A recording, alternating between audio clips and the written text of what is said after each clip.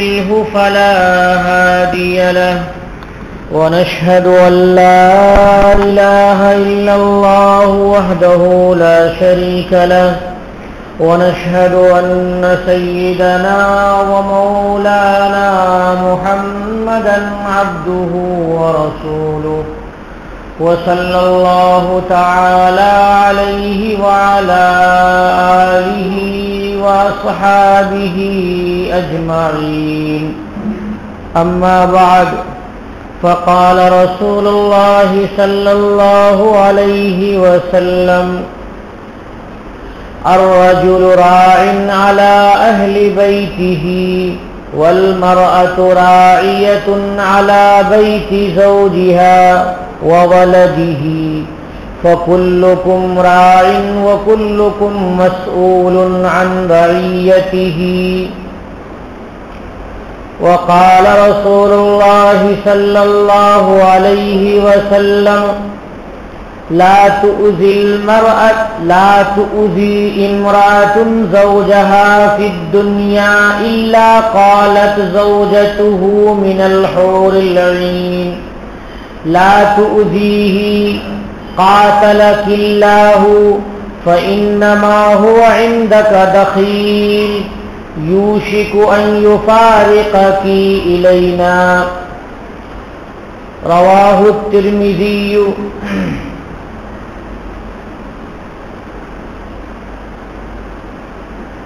برادران اسلام، نوجوانان عزیز، اللہ رب العالمین نے یہ دنیا بنائی ہے، ہمیں اس کا یقین ہے، اور اس دنیا کے بنانے کے بعد دنیا میں کس طرح زندگی گزارنی چاہیے یہ بھی اللہ رب العالمین نے ہمیں بتا دیا ہے. زندگی گزارنے کی کئی شکلیں ہوتی ہیں. آدمی اپنے دوست احباب کے ساتھ رہتا ہے، آدمی کاروباری انداز کے لوگوں کے ساتھ رہتا ہے، آدمی اپنے گھر میں زندگی گزارتا ہے. آدمی اگر باہر جاتا ہے تو خاندان کے علاوہ دوسرے لوگوں کے ساتھ رہنا پڑتا ہے، زندگی گزارتا ہے. ایک دوسرے کے ساتھ زندگی گزارنے کو معاشرت کہا جاتا ہے، ایک دوسرے کے ساتھ رہنے کو معاشرت کہا جاتا ہے. اللہ تبارک و تعالی نے جس طرح سے بہت سارے احکام کو قرآن پاک میں نہایت وضاحت کے ساتھ بیان فرما دیا ہے، ایسے ہی اللہ رب العالمین نے معاشرت کے احکام کو بھی نہایت ہی وضاحت کے ساتھ قرآن پاک میں بیان فرمایا ہے. اور سب سے زیادہ گھر کی گھریلو زندگی کو ٹھیک ٹھاک رکھنے کے اوپر اللہ تبارک و تعالیٰ نے توجہ دلائی ہے انسان کی، کیونکہ انسان اگر گھر میں اچھا ہے تو وہ گھر کے باہر بھی اچھا ہے. انسان اگر اپنے گھر کے لوگوں کے ساتھ اچھا سلوک کرتا ہے تو وہ غیروں کے ساتھ بھی اچھا سلوک کرے گا. مگر زمانہ جب قیامت کے قریب ہو جائے گا تو لوگ گھر والوں کے ساتھ تو بہت برے ہوں گے مگر دور دور کے لوگوں کے ساتھ بہت اچھے ہوں گے. آج ہم دیکھتے ہیں کہ ہم اپنے گھروں میں تو اچھی طرح سے نہیں رہتے ہیں، لیکن دور دور کے جو دوست احباب ہیں وہاں ان کے ساتھ ہم بہت اچھی طرح سے رہتے ہیں. اپنے بیوی بچوں کے ساتھ تو ہم ناک منہ چڑھائے ہوئے ہوتے ہیں، لیکن غیروں کے ساتھ اگر رہنا ہو تو ہم بہت اچھی طرح سے رہتے ہیں. بات کہاں سے کہاں تک پہنچ جاتی ہے کہ آدمی کے نجی تعلقات خراب ہو جاتے ہیں، شوہر کے تعلقات کسی اور سے ہو جاتے ہیں اور بیوی کے تعلقات اور کسی سے ہو جاتے ہیں. آپ ناراض نہ ہوں، ہماری معاشرت غیروں کی معاشرت کی طرح ہو گئی ہے، جس طرح سے غیروں کے یہاں پردہ نہیں ہے، جس طرح سے غیروں کے یہاں غیر سے میل جول میں ان کو کوئی پریشانی نہیں ہوتی ہے ذہنی، اور ان کے یہاں کوئی قاعدہ قانون نہیں ہے، ہم نے بھی اپنے گھر کو ایسا ہی بنا رکھا ہے، اپنے گھر کی زندگی کو ہم نے ایسا ہی بنا رکھا ہے۔ حیدرآباد میں ایک ہوتا ہے آشنا اور ایک کہتے ہیں داشتہ، یعنی بیوی شوہر ایک تو نکاح کر کے رکھتا ہے اپنے ساتھ میں، اور ایک بغیر نکاح کے تعلق گندا رکھتا ہے، اس کو کہتے ہیں داشتہ۔ اور بیوی کا بھی کنیکشن کسی اور سے ہوتا ہے، ضابطے کا کنیکشن تو بیوی سے ہے، تعلق ہے، لیکن اس کا تعلق کسی اور سے ہوتا ہے، وہ آشنا کہلاتا ہے۔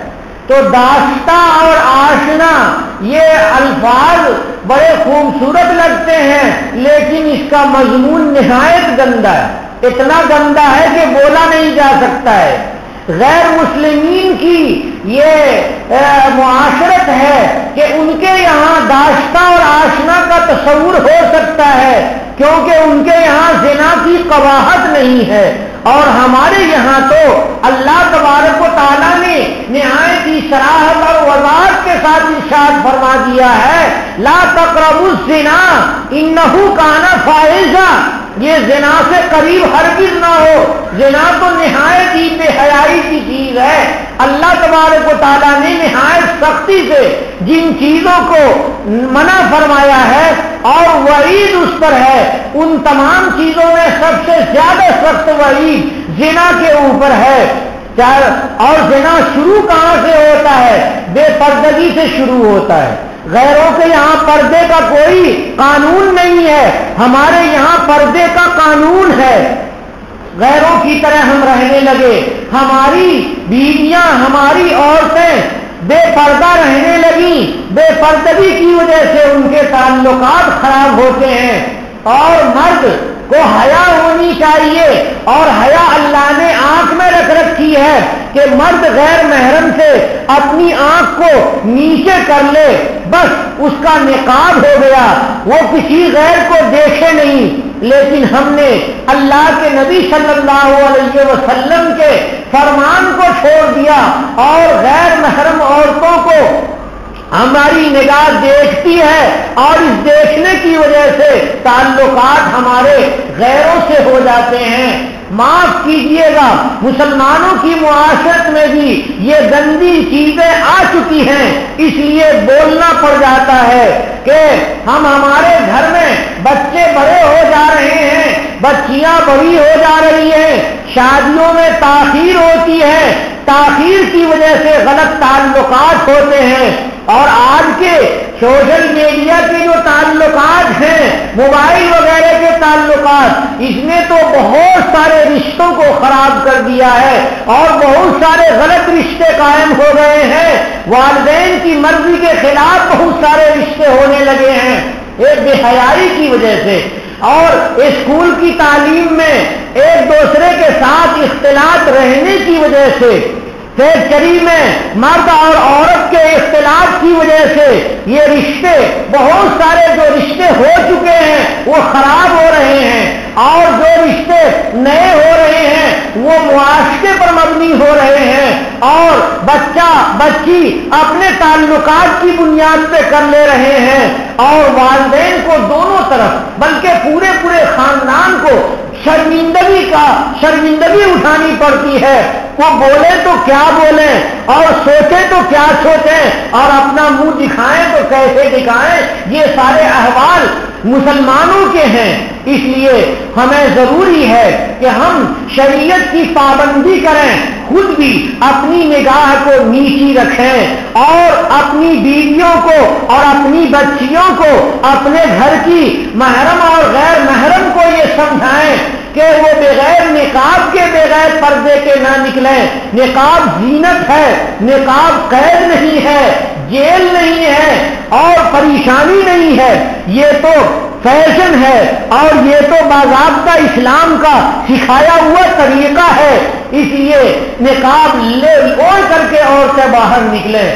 مرد عورتوں کا حال یہ ہے کہ بناؤ سنگار اگر وہ کرتی ہیں تو گھر سے باہر نکلنے کے لیے، حالانکہ اللہ تبارک و تعالیٰ نے جو بناؤ سنگار کو بتایا ہے اور سرکار دو عالم صلی اللہ علیہ وسلم نے جو تعلیم دی ہے وہ بیوی کو شوہر کے لیے بناؤ سنگار کرنے کی تعلیم دی ہے، مگر آج اکثر گھروں کا حال یہ ہے کہ شوہر کے لیے تو عورت کوئی زینت نہیں کر رہی ہے اور جہاں باہر نکلنا ہوا تو بہت ساری زینتیں کر لیتی ہیں، میک اپ کر لیتی ہیں۔ یہ تو غلط بات ہے، یہ راستہ غلط جا رہا ہے، یہ ٹرین اپنی پٹری پہ نہیں ہے، پٹری سے اتر گئی ہے، اسٹیشن کوئی اور آ جائے گا۔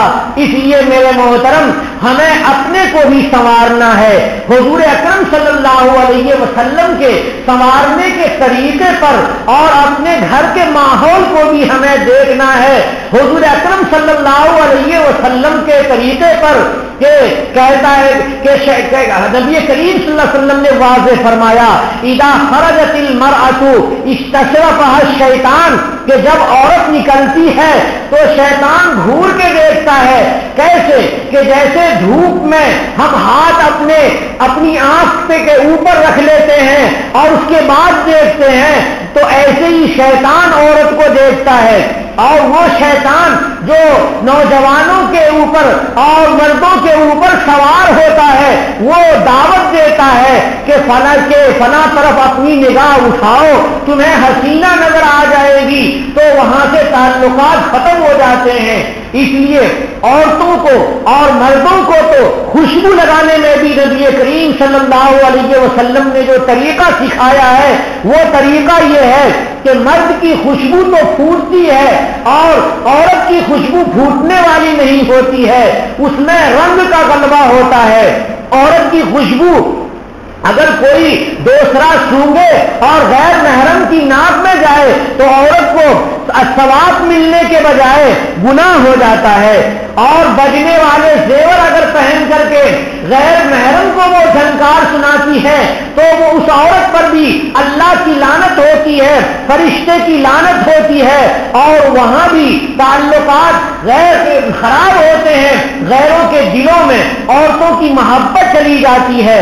اس لیے ضرورت ہے کہ ہم اپنے معاشرے کو اسلامی بنائیں، ہم اپنے معاشرے کو حضور اکرم صلی اللہ علیہ وسلم کے معاشرے کے سمجھائے ہوئے معاشرے کے مطابق رکھیں۔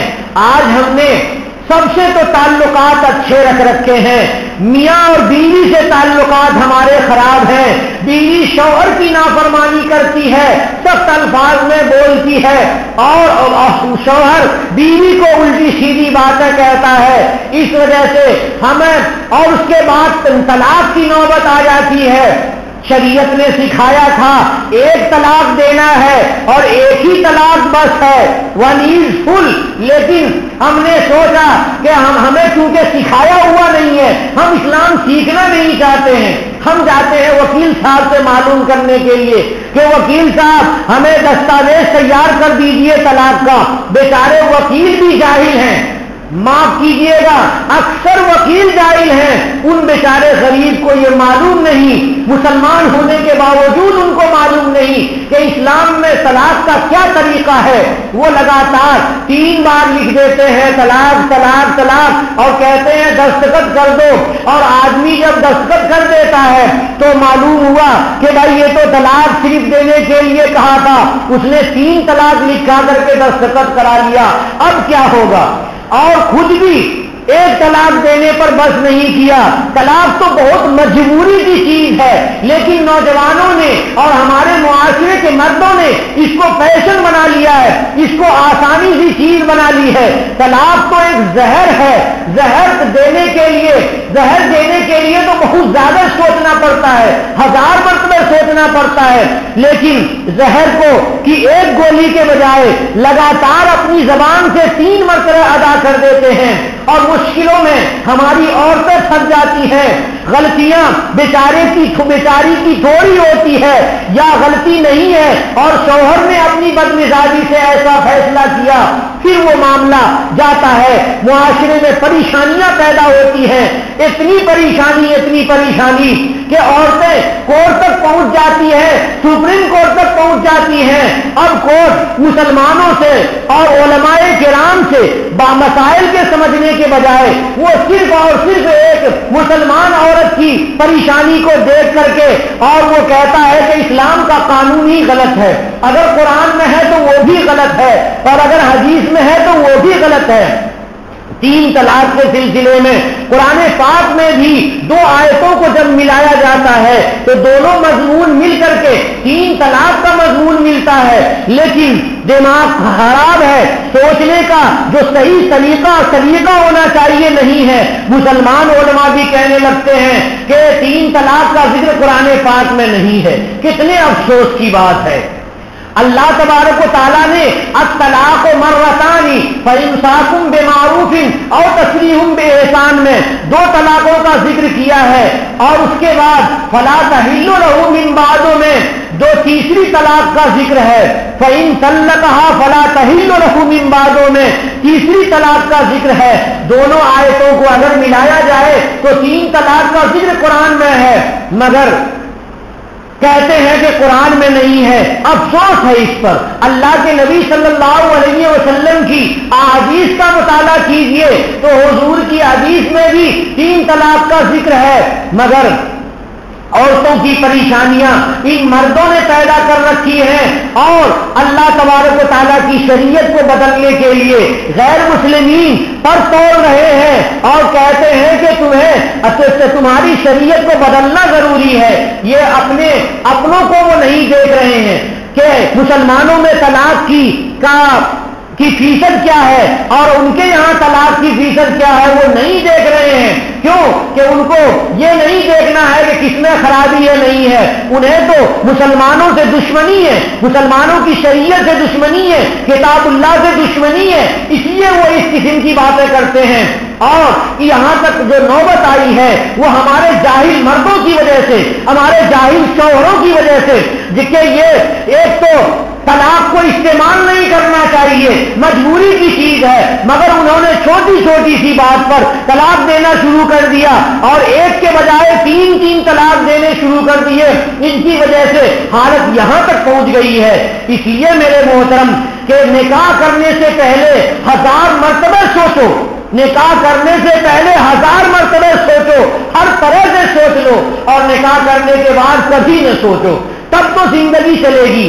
شوہر کو بھی نرم رہنا چاہیے، گرم نہیں رہنا چاہیے۔ اگر شوہر گرم ہے تو عورت کو نرم ہو جانا چاہیے، تب بات بنتی ہے۔ اگر بیوی کو غصہ آ گیا ہے تو شوہر کو اپنی زبان بند کر لینی چاہیے تاکہ بات نبھ جائے۔ ظاہر سی بات ہے کہ انسان ہے اور انسان کا مزاج ہے، کبھی اس میں اتار ہوگا، کبھی اس میں چڑھاؤ ہوگا، کبھی تو آج شوہر کی زبان سخت ہوگی اور مزاج میں گرمی آئے گی اور کبھی بیوی کے مزاج میں گرمی آئے گی، اس کی زبان سخت ہو سکتی ہے کیونکہ وہ بھی انسان ہے۔ تو ان چیزوں کو جب تک دونوں نہیں سمجھیں گے تب تک گھر کا ماحول صحیح نہیں ہوگا، جب تک دونوں نہیں سمجھیں گے تب تک اسلام کے اوپر صحیح طور سے عمل نہیں ہو سکتا ہے۔ بہت سے لوگ کہتے ہیں کہ بیوی کو چھوڑ دیں گے، عورتوں کی کوئی کمی نہیں ہے، عورتیں بھی کہتی ہیں کہ ہم شوہروں کو چھوڑ دیں گے، بغیر شوہر کی زندگی گزار لیں گے، یا شوہروں کی بھی کوئی کمی نہیں ہے۔ میرے محترم، اس طرح سے گرما گرمی سے ماحول اور معاشرہ سدھرے گا نہیں، معاشرہ سدھرتا ہے سنجیدگی سے۔ اس لیے ضروری ہے کہ ہم مردوں کو ہم مرد سوچیں، ایک بار نہیں کئی بار سوچیں کہ یہ جو صورتحال ہے، مشورے بھی کریں علماء سے کہ یہ جو صورتحال ہے کیا یہ واقعتاً ایسی ہے کہ یہاں پر زہر کھانی چاہیے اور زہر کی گولی دینی چاہیے۔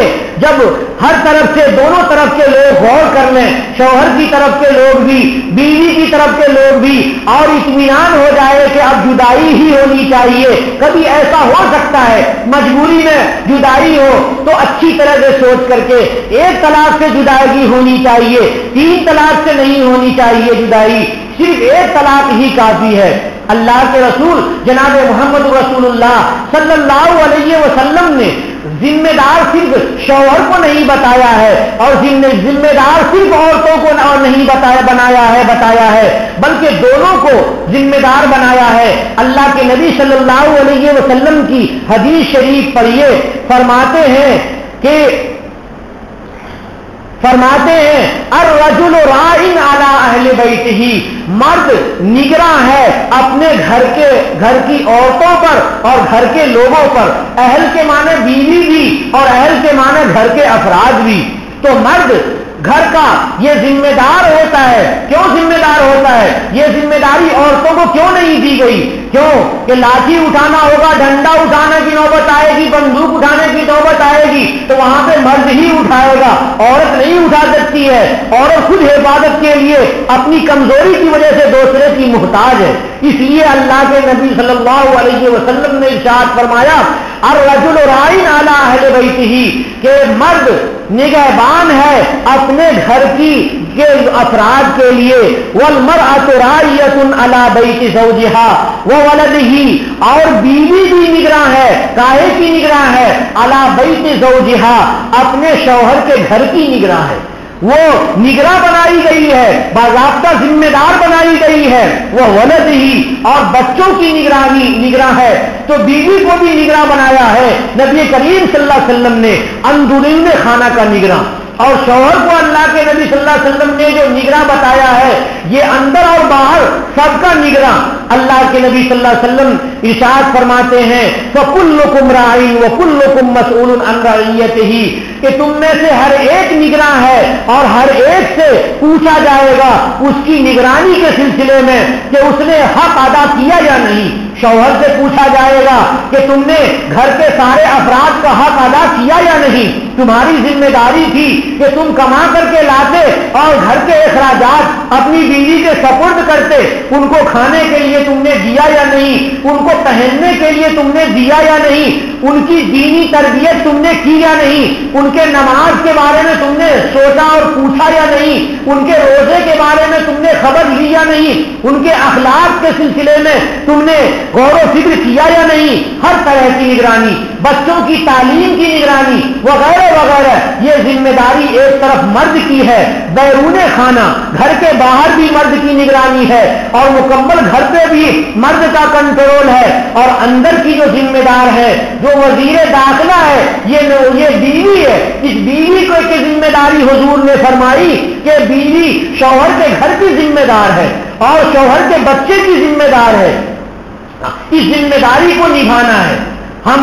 ہمارا جھگڑا ہو جاتا ہے آفس میں, ہمارا جھگڑا ہو جاتا ہے کہیں باہر کسی سے اور ہم ٹینشن میں ہو جاتے ہیں اور غصہ نکالتے ہیں جا کر کے بیوی پر. گھر میں داخل ہوتے ہیں تو معلوم ہوتا ہے کہ یہ بہت بڑے مجسٹریٹ صاحب ہیں, فوراً گولی چلا دیں گے. اس انداز سے گھر میں داخل ہوتے ہیں. ارے تمہارا جھگڑا ہوا تو جہاں جھگڑا ہوا وہاں تم غصہ نکالتے, اس بیچاری پہ غصہ نکال رہے ہو. عورت ٹینشن میں رہتی ہے کسی اور چیز کے لیے, کسی اور بات کی, اور بس کہیں کا جھگڑا اور کہیں لے آتی ہے اور شوہر سے تو میں کرنا شروع کر دیتی ہیں. بھائیوں ایسے نہیں چلتا ہے, ایسے گھر نہیں چلتا ہے. ایسے ہی ایک جوڑا تھا, ایک بزرگ صاحب کے پاس آیا کہ ہم دونوں میں نہیں بن رہی ہے, کئی سال ہو گئے ہم دونوں ایک ساتھ سکون کی زندگی نہیں گزار رہے ہیں, ہم دونوں نے سوچ لیا ہے کہ ہمیں الگ ہو جانا ہے, لیکن چونکہ آپ بزرگ صاحب ہیں, ہمارا آپ سے تعلق ہے, تو ہم مشورے کے لیے آئے ہیں کہ ہمیں مشورہ دیجیے کہ الگ کیسے ہونا ہے. بزرگ صاحب نے دونوں کی بات سنی. آخر بات کیا ہے, جھگڑے کی وجہ کیا ہے, مزاج نہ ملنے کی وجہ کیا ہے؟ تو معلوم ہوتا ہے کہ شوہر اپنے معاملات میں اور اپنے دوست احباب میں اور اپنے لین دین کے سلسلے میں ٹینشن میں مبتلا ہے کچھ دنوں سے. جب وہ آتا ہے تو وہ بالکل چہرہ اس کا بنا ہوا ہوتا ہے، بیوی کھانا وانا تیار کر کے گھر کو صاف ستھرے کر کے وہ صبح سے شام تک انتظار میں بیٹھی ہے، اور جب وہ آتا ہے تو منہ ایسا بنا ہوا ہوتا ہے کہ جیسے کہ بڑے غصے میں بھرے ہوئے ہوں۔ اب یہ بیچاری خاموش رہتی ہے اور یہ چھوٹی چھوٹی بات میں تیش کی باتیں کرتا ہے۔ بیوی بھی اب وہ پریشان ہو کر کے الٹے سیدھے جواب دینا شروع کر دیتی ہے کہ یہ کیا طریقہ ہے زندگی گزارنے کا تمہارے، کہ میں تو سراپا تمہارے انتظار میں بیٹھی ہوئی ہوں، گھر کی صاف صفائی کر کے اور تمہارے لیے کھانے پینے کا پورا انتظام کر کے بیٹھی ہوں، اور تو الٹی سیدھی بول رہا ہے۔ دونوں میں جھگڑے ہو رہے ہیں۔ انہوں نے بزرگ صاحب نے سمجھایا ان کو کہ دیکھو سنت کے طریقے کے مطابق اپنے گھر میں داخل ہوا کرو۔ حضرت تھانوی رحمت اللہ علیہ اپنے گھر میں جاتے تھے تو پہلے اجازت لیتے تھے، السلام علیکم کہتے تھے اور اجازت لیتے تھے کہ کیا گھر میں داخل ہو جاؤں، اجازت ملتی تھی، پھر گھر کے اندر داخل ہوتے تھے۔ یہ سنت طریقہ ہے، اور سنت طریقہ یہ ہے کہ شوہر جب گھر جائے تو اپنے چہرے پہ مسکراہٹ لے کر کے جائے، اور بیوی کو دیکھے تو اپنی چہرے پہ مسکراہٹ رہے، اور بیوی سلام کا جواب سلیقے سے دے اور استقبال کرے کہ آئیے تشریف لائیے، اس کے چہرے پر بھی خوشی کی رونق ہونی چاہیے۔ انہوں نے کہا تھوڑے دن تک برداشت کرو اور اس طرح سے زندگی گزارو کہ تم جب پہنچو تو سلام کر کے مسکراہٹ کے ساتھ داخل ہو، اور جب وہ استقبال کریں تو سلام کا جواب دیں اور چہخندہ پیشانی سے اور چہرے کھلے ہوئے چہرے کے ساتھ وہ ملیں۔ تھوڑے دن کے بعد جب وہ دونوں مل جل کر کے رہنے لگے، گھر کا ماحول بالکل صحیح ہو گیا، تو وہ آ کر کے بزرگ صاحب سے کہتے ہیں کہ اب ہم دونوں رہ لیں گے ساتھ میں، اب ہماری زندگی بہت اچھی ہے۔ بس وہی پریشانی تھی کہ آتے ہی شوہر ٹینشن میں رہتا تھا اور بیوی الگ ٹینشن پیدا کر دیتی تھی۔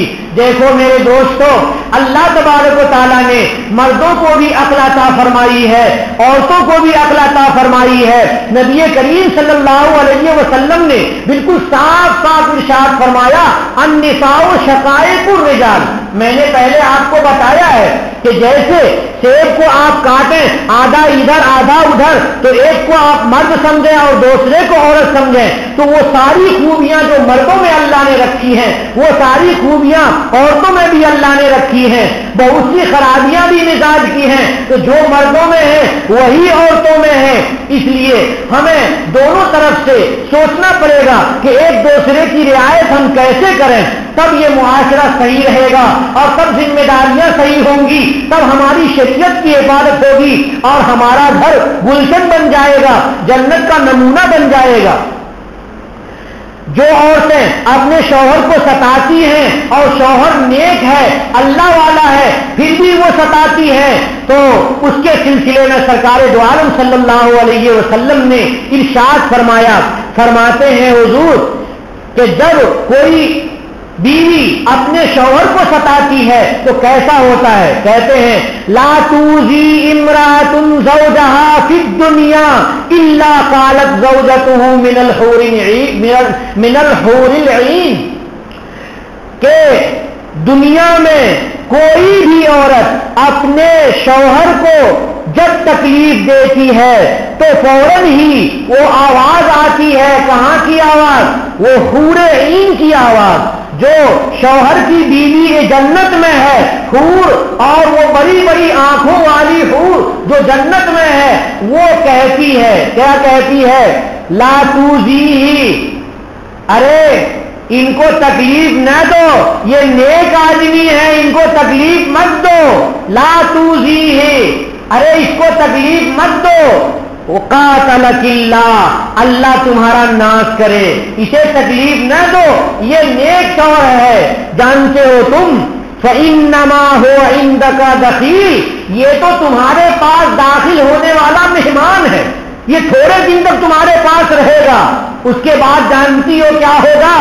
یوشک ان یفارقک الینا، ہو سکتا ہے کہ جلد ہی تم سے جدا ہو کر کے ہمارے پاس چلا آئے۔ تم سے جدا ہو کر کے ہمارے پاس چلا آئے. یہ نیک شوہروں کے لیے حضور کی یہ خوشخبری ہے کہ اگر بیوی ستا رہی ہے تو حور عین جنت سے آواز دے رہی ہے کہ اسے نہ ستاؤ، اسے ہرگز نہ ستاؤ، تمہارا ناش ہو. ارے کئی دن تمہارے پاس یہ رہے گا؟ چند ہی سانس لینے کے بعد، چند دنوں کے بعد، تھوڑے سالوں کے بعد یہ تو میرے پاس آنے والا ہے. کیوں تو اتنا پریشان کر کے اسے ستا رہی ہے؟ کتنی سخت بات ہے.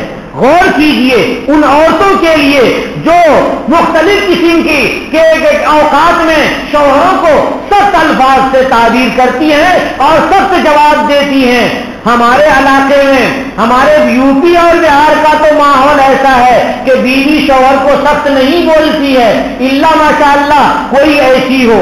مگر میں حیدرآباد میں 9 سال رہا ہوں اور دارالفتہ سے منسلک رہا ہوں. میاں بیوی کے بہت سارے ہمارے پاس جھگڑے آئے ہیں. معلوم یہ ہوا کہ اس علاقے میں بیویاں نہایت جری ہوتی ہیں، نہایت سخت الفاظ بولتی ہیں اور شوہروں کی کوئی اہمیت نہیں دیتی ہیں.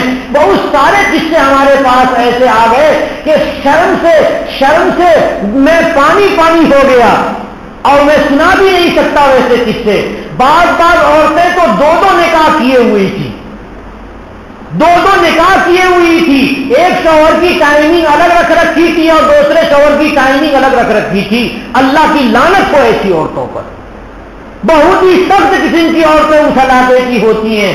اللہ تبارک و تعالیٰ جانتا ہے کہ آپ کے یہاں کے مرد اور آپ کے یہاں کی عورتیں کیسی ہیں، مجھے نہیں معلوم بھائی. لیکن اگر خرابی ہے تو اس کی اصلاح کی ضرورت ہے. عورتوں کو میٹھی زبان والی ہونا ضروری ہے اور مرد کو بھی میٹھی زبان سے بات کرنا ضروری ہے. تب گاڑی چلے گی. گاڑی ایک چکے سے نہیں چلتی ہے. کبھی آپ نے دیکھا ہے کہ ایک ہی چکے سے سائیکل چل رہی ہو، کبھی آپ نے دیکھا ہے کہ ایک طرف گاڑی کا چکا ہو ہی نہیں، ایک ہی چکے سے گاڑی چل رہی ہو. ایسا نہیں ہوتا ہے بھائی. گاڑی چلنے کے لیے دونوں چکے کا ہونا ضروری ہے اور دونوں کا صحیح اور درست ہونا ضروری ہے. اللہ کے نبی صلی اللہ علیہ وسلم نے ایک جگہ ارشاد فرمایا، غور فرمائیے، ایک جگہ ارشاد فرمایا اذا دعا الرجل امرأته الى فراشه فلم تأته فبات غضبان عليها لعنتها الملائكة حتى تصبح. جب شوہر اپنی بیوی کو اپنے بستر پر بلاتا ہے اور وہ نہیں آتی ہے اور شوہر غصے کی حالت میں رات گزارتا ہے تو فرشتے لعنت بھیجتے ہیں صبح تک. فرشتے لعنت بھیجتے ہیں ایسی عورتوں پر صبح تک کہ شوہر تمہارا تھکا ماندہ آیا تھا، ان کی دلجوئی کے لیے تمہیں ان کے قریب ہونا چاہیے. اللہ کی لعنت ہوتی ہے ایسی عورتوں پر. ایک دوسری حدیث میں نبی کریم صلی اللہ علیہ وسلم نے ارشاد فرمایا اور تنبیہ فرمائی عورتوں کو کہ تمہیں شوہر کی فرما برداری کرنی ہے، اوپر اللہ رب العالمین کی بات ماننی ہے اور ساتھ میں جو شوہر ہے دوسرے نمبر پر شوہر کی بات تمہیں ماننی ہے. فرماتے ہیں لو اذا دعا الرجل زوجته لحاجته فلتأتی کہ جب شوہر اپنی بیوی کو ضرورت کے لیے بلائے تو فوراً وہ آ جائے، فوراً وہ آ جائے. وَإِن كَانَتْ عَلَى التَّنُّورِ چاہے وہ تنور پر ہو، تنور کے معنی چولہا، چاہے وہ چولہے پر ہو، کچن میں ہو، روٹی پکا رہی ہے، گرم روٹی ہے، روٹی کے الٹنے کی ضرورت ہے، اس میں 2 منٹ لگ جائیں گے تو بھی گیس بند کر دے اور پوچھے کہ فرمائیے تو سرتاج میرے، فرمائیے کیا آپ کا حکم ہے، آپ کے نے کیوں نے مجھے آواز دی، تو جو حکم ہو وہ اس حکم کو وہ ادا کرے. یہ اللہ کے نبی صلی اللہ علیہ وسلم نے سکھایا. وَإِن كَانَتْ عَلَى التَّنُّورِ چاہے وہ کچن میں ہو چاہے وہ تندور پر ہو، فوراً ان کو شوہر کی فرما برداری کرنی ہے. یہ ایک مثال بتائی کہ تنور پہ ہو، یعنی خوشی کی مصروفیت کو وہ چھوڑ دے.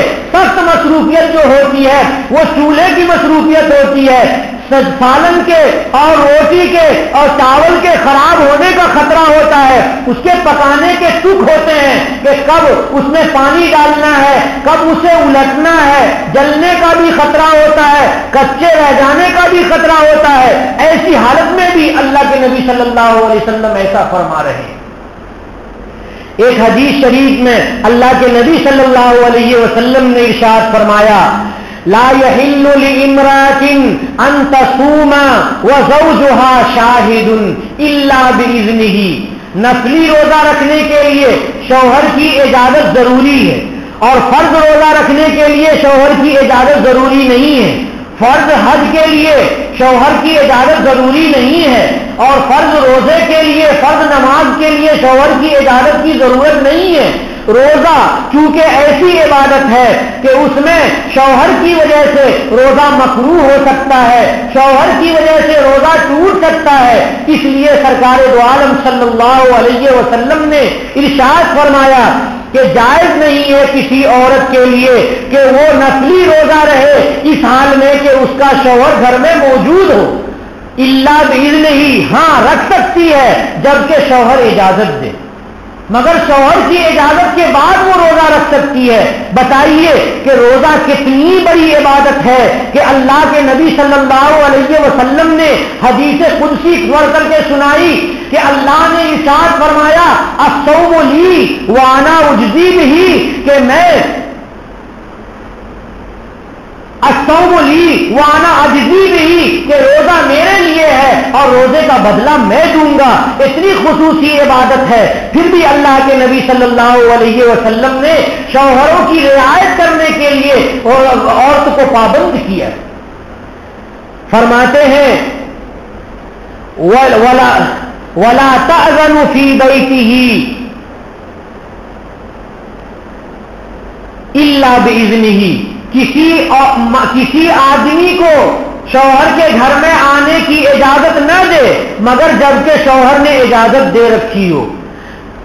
شوہر کے گھر میں بیوی مالکہ ہے شوہر کی، اس کی گھر کی اور نگراں ہے گھر کی، ایسا نہیں ہو سکتا کہ مرد جس کو نہ چاہے اس کو بھی اپنے گھر میں آنے دے۔ اگر شوہر کہتا ہے کہ فلاں آدمی گھر میں نہیں آ سکتا ہے تو بیوی نہیں آنے دے گی، اگر وہ کہتا ہے کوئی نہیں آ سکتا ہے تو کسی کو بھی وہ اپنے گھر میں آنے نہیں دے گی۔ اسی نگرانی کے لیے اللہ تبارک اللہ کے نبی صلی اللہ علیہ وسلم نے وضاحت فرما دی کہ شوہر کے گھر کی وہ نگراں ہے۔ نگراں ہونے کا مطلب یہ ہے کہ شوہر اگر چاہے گا تو اجازت دے گا کسی کے آنے کی، اور کسی سے اگر وہ خطرہ محسوس کرتا ہے اور اسے گمان ہے، غلط گمان ہے، تو وہ منع کر دے کہ فلاں آدمی گھر میں نہ آئے، تو بیوی کو اپنی ذمہ داری نبھانا ضروری ہے۔ یہ روایت بھی بخاری اور مسلم دونوں کی ہے۔ اور بھی سنیے کہ اللہ کے نبی صلی اللہ علیہ وسلم نے یہ ارشاد فرمایا کہ اللہ تبارک و تعالیٰ کی ذات کے علاوہ روئے زمین میں کسی کو سجدہ نہیں کیا جا سکتا، کسی کو سجدہ نہیں کیا جا سکتا۔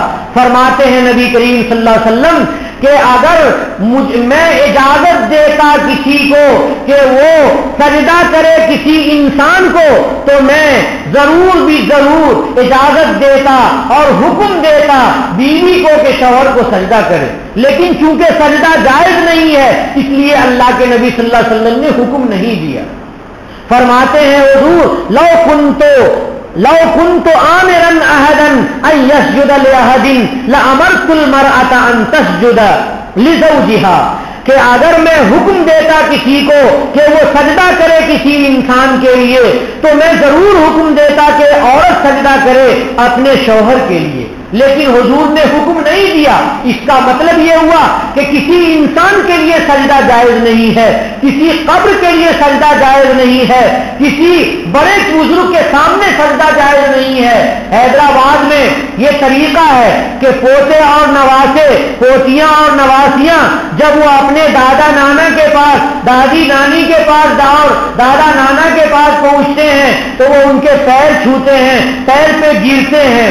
یہ طریقہ غلط ہے کیونکہ کسی کے سامنے سر جھکانے کی تعلیم سرکار دو عالم صلی اللہ علیہ وسلم نے نہیں دی ہے۔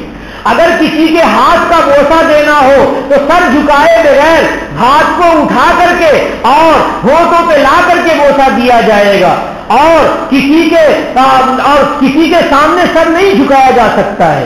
کوئی شوہر بیوی کے سامنے، بیوی شوہر کے سامنے سر نہیں جھکا سکتی ہے۔ یہ سر تو صرف اللہ رب العالمین کے در پر جھکنے کے لیے بنا ہے۔ میرے دوستو، وقت زیادہ ہو رہا ہے، میں 11:10 پہ اپنی گفتگو ختم کرنا چاہ رہا تھا، مگر آپ کی توجہات کی وجہ سے میں نے اور بھی وقت آپ سے لے لیا۔